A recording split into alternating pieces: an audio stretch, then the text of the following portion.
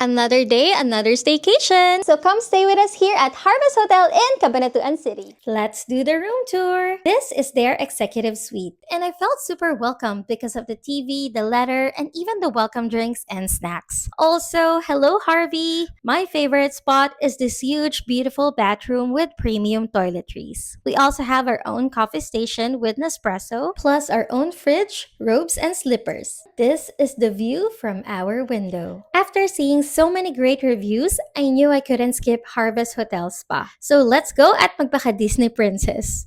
True enough, I had the most relaxing full-body dry massage. Thank you, Miss Florence and Miss Rose. The next day, we had breakfast buffet at Cafe Ecija. Sobrang daming pagpipilian, so watch to na lang sa full vlog. Guys, look at the gym! Cardio with a view. We spent the rest of the morning at the pool and then we checked out. In case you're curious, here are the room rates. Bye!